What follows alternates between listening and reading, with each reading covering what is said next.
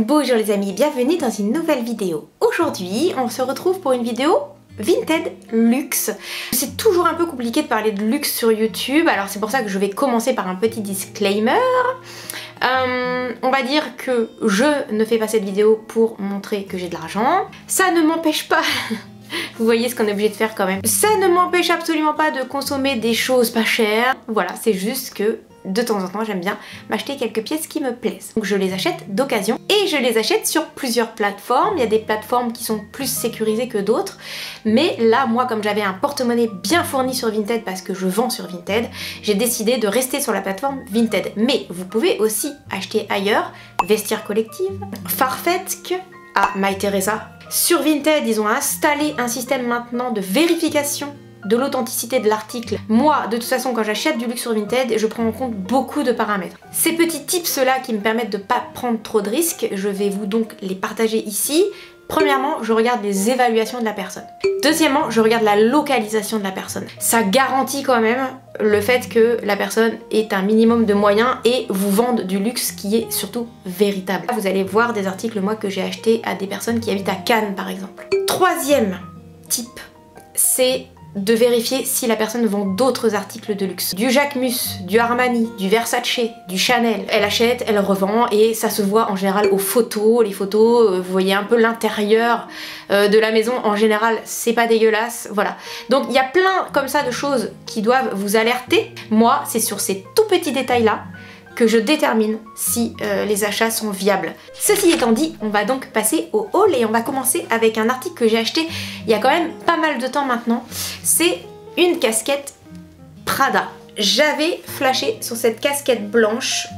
Bien sûr, quand elle est sortie, elle était beaucoup trop chère et je me suis dit que, étant donné que c'était une casquette de base, j'avais pas spécialement envie de mettre 400 € dans une casquette. Elle est pas plus qualitative qu'une casquette Nike, quoi. Donc du coup, j'ai attendu que les prix baissent et je l'ai acheté sur Vinted pour une centaine d'euros. Bon, la seule petite déception, c'est qu'on voyait bien à l'intérieur qu'elle était un petit peu sale. Je pense que c'est normal, c'est le front avec le fond de teint. Hein. Je vais lui passer du bicarbonate de soude et du percarbonate de soude pour la rendre un petit peu plus blanche. De toute façon, c'était un petit peu risqué d'acheter une casquette blanche. Alors, il faut savoir donc que en matière de luxe, j'adore la marque Prada. Je pense que c'est une de mes marques préférées avec la marque Chloé. Tout le reste en vêtements, j'ai pas spécialement de coup de cœur.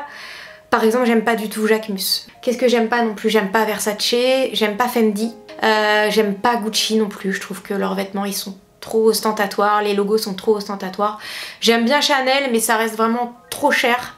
Je trouve que Prada, c'est un bon compromis parce que bah c'est cher, on est d'accord, mais je trouve que les vêtements sont portables et discrets au niveau des logos. J'ai donc acheté cette paire de mocassins qui est très facile à vivre, qui me fait mal aux pieds, mais j'ai acheté des pansements. On peut les mettre avec tout, une jupe longue, un pantalon.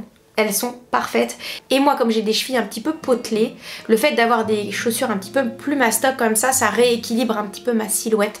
Donc j'étais ravie de les trouver celles-ci. Sur Vinted, il commence à y en avoir pas mal parce que c'est la collection d'il y a 2 ou 3 ans.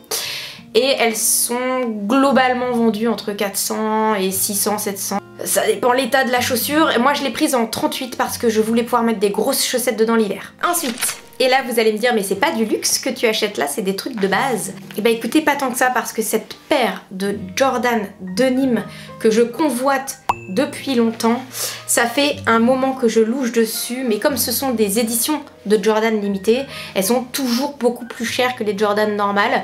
On va dire que les Jordan normales c'est en gros 120 €. Et celles-ci, les Jordan Denim, étaient à plus de 400 €. Donc du coup j'ai attendu, j'ai cherché, j'ai trouvé sur Vinted. Alors par contre je les ai beaucoup portées donc elles commencent un petit peu à tirer la tête. Elles sont sales donc je suis désolée de vous les présenter dans cet état là. Ensuite les amis, je me suis fait un gros plaisir en m'achetant le sac backpack Prada nylon. C'est un petit sac comme ceci. Alors j'avais louché sur le noir. Je sais que sur Vinted, Enjoy Phoenix vendait le sien. Il était à plus de 800 €. Il est magnifique, en parfait état. J'étais ravie de le trouver en beige. À la base, j'avais vraiment le projet de l'acheter noir. C'est un sac que l'on trouve pas à moins de 400 € au marché de seconde main, sachant que je pense que neuf, il est à plus de 1000. Ensuite les amis, ce coup de cœur énorme pour ce sac en paille de chez Loewe. Alors Loewe c'est la grosse mode en ce moment. Je sais pas si cette marque, c'est un peu comme Jacquemus en fait. Je sais pas si ça va perdurer dans le temps, mais en tout cas on la trouve partout. C'est un peu aussi dans la lignée des sacs Céline. Vous voyez avec le double C comme ceci. Voilà, moi je le trouve magnifique, je trouve qu'il passe partout. C'est un sac qui est élégant, simple et raffiné. C'est très cher pour un sac en paille, on est d'accord, mais je sais que je vais le garder très longtemps et je préfère cette version à la version avec le grand encart en cuir que je trouvais pas spécialement très élégant. Ensuite les amis, on passe au skincare. Et oui, on peut acheter des produits de beauté de luxe sur Vinted, donc il n'y a pas de souci à se faire.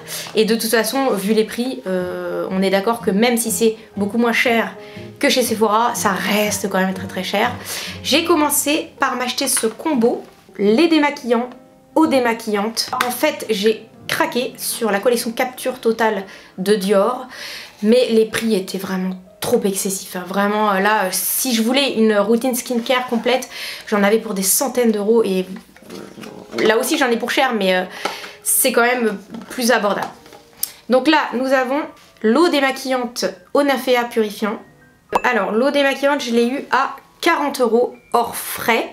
Ensuite le lait démaquillant, c'est toujours au Nafea purifiant, on voit bien qu'il est totalement neuf, il suffit de tourner le petit flacon pompe comme ceci. Donc le lait démaquillant je l'ai eu à 39 € sur Vinted du coup. Ensuite j'ai voulu tester la gamme Dior Solar avec cette huile protectrice qui m'a l'air d'être en spray je pense. Alors on est sur un SPF 15, je vous l'accorde, c'est pas beaucoup, mais d'un autre côté nous sommes en Normandie. Voilà, on est vraiment sur quelque chose de très léger. Ah, ça sent la noix de coco, ça sent trop bon. Oh là là. Ouais, c'est très huileux quand même, hein. Je le mets sur la jambe pour l'étaler parce que... En fait, je crois qu'il va pas falloir en mettre beaucoup. Visage et corps, j'ai quelques doutes sur le visage quand même. Quand je vois l'odeur et comment c'est gras sur la main, au-dessus du maquillage, je pense que ça peut faire un petit peu bouger le fond de teint. Bon, à tester. Ensuite les amis, je me suis fait un petit plaisir avec ce... Du coup j'ai de la brume partout. Il va falloir que j'aille me laver les mains je pense, là j'ai pas le choix. Donc pareil, ah c'est plein de brume, j'en ai mis partout. Bon je vais me laver les mains. Je reviens. C'est bon les amis, je suis de nouveau opérationnelle. Donc vous voyez, dans cette crème lift yeux de chez Chanel, il y a encore la petite spatule pour pouvoir prélever du produit. On est dans les jolis petits packaging Chanel avec du verre. C'est très joli. Ça sent bon. Alors je ne sais pas si je vais me servir de la spatule entre nous. Je ne pense pas. 65 € cette crème yeux, je vous l'accorde, c'est quand même un budget. Ensuite, comme je vous l'ai dit précédemment, j'étais très intéressée par la collection Capture Totale de chez Dior. J'ai acheté cette crème multi-perfection texture universelle. Elle m'a coûté 75 €. À cela, bien sûr, vous rajoutez les frais de port et les frais de site. Le packaging est magnifique. Vous voyez, ici, nous avons le petit opercule. Dans la même gamme, du coup, j'ai acheté la Capture Totale version nuit.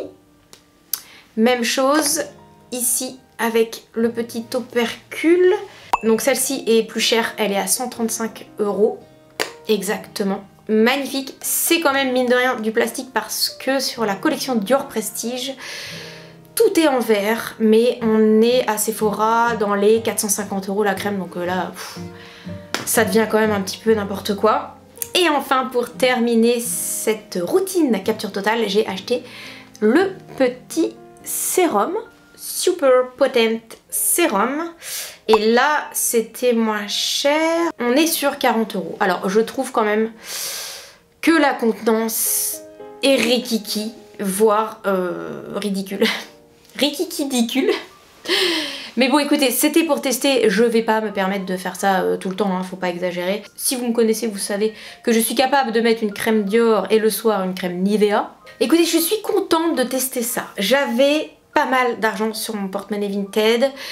que j'avais pas spécialement envie de bouger de là, donc j'ai préféré le dépenser sur le site. Écoutez, je suis ravie de tout ce que j'ai acheté, j'ai aucun doute sur l'authenticité des produits. Comme je vous ai dit, je fais très attention aux personnes auxquelles j'achète, je discute avec les personnes, je regarde si ce sont des personnes qui sont éduquées.